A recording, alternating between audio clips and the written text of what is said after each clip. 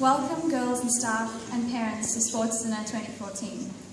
The equestrian girls of St Anne's have always been known for our successes in the arena, with the school producing numerous national champions and professional athletes. We are fortunate enough to have girls such as the 7-time South African national champion Megan Burning, eventing stars Danny Spall, Savannah Walnut, Sarah Hulley, Rebecca Pinnell, and pro-tier captains the Kaywood sisters, gutsy show jumpers Annie McLaren, Emma Garson, Kath Fowler and Jordan Byrne, just to name a few. This year has been no different, with girls representing their country in Ireland, England and Johannesburg.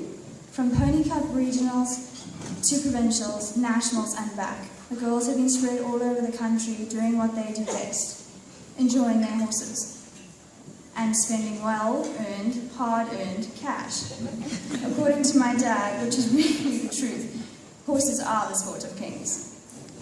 But we are women of few words. After all, our horses are our teachers, whom we learn so much from. So here is a short documentary to illustrate part of our world.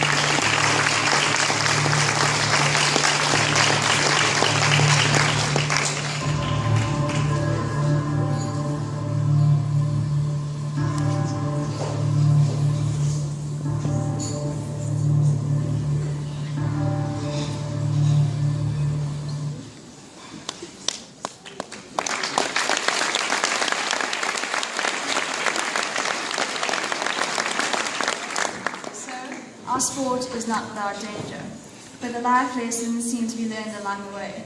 I've always wondered why, whenever I seemed interested in a boy, especially in junior school, another pony would arrive at the yard for me to train. Only now does my mother admit that in the fear of a boyfriend, a new distraction was quickly implemented by my father, who now whinnies for attention. Dads, please take note of this technique. A trainer once told me that if you want to make a small fortune in horses, you have to start with a large one. So for the blooming riders out there, I do pray for the ailing wallets that you leave behind you. But every penny is worth it. We may have our quirks and our idiosyncrasies, but there is one thing for certain. Horses make you humble. One day you're at the top of your sport in your class, and the next day your pony is asking you which spot on the ground you would like to land on. Besides being a successful year, it has also been a tough one, with girls having to witness fatal cases of African horse sickness, where horses drown in the fluid of their lungs, and rides being whipped out from underneath them. But through it all, the resilience one can expect from a young horsewoman is present. A few years ago, my mother was sent a document circulated in the riding community titled, "My daughter turned 16 years old today."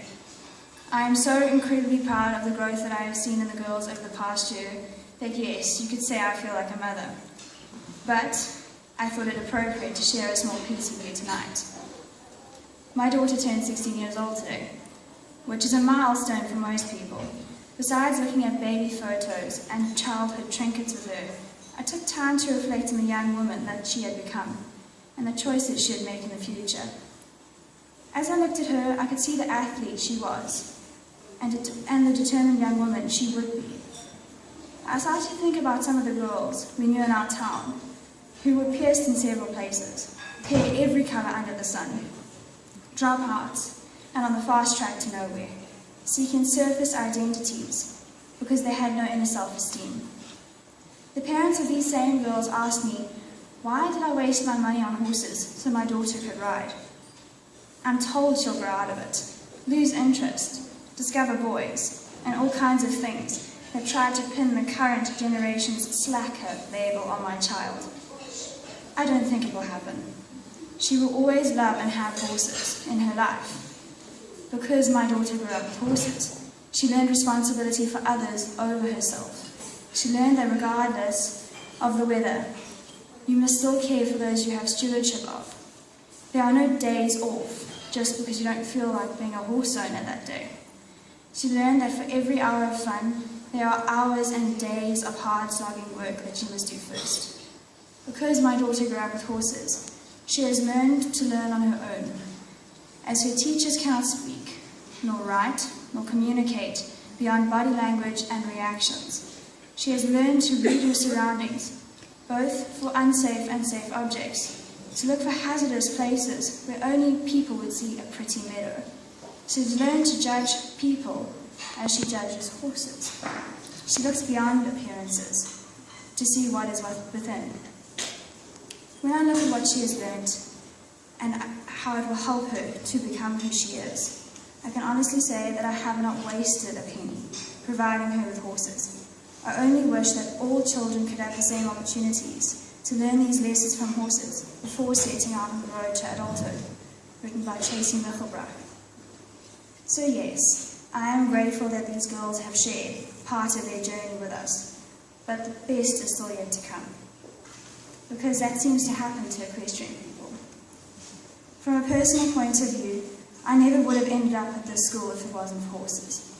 Without them, I would not have been focused, disciplined, or passionate. I hope this has brought to light the nature of equestrian at St. Anne's, the sport for many girls that is doing what the college sets out to do, making the difference.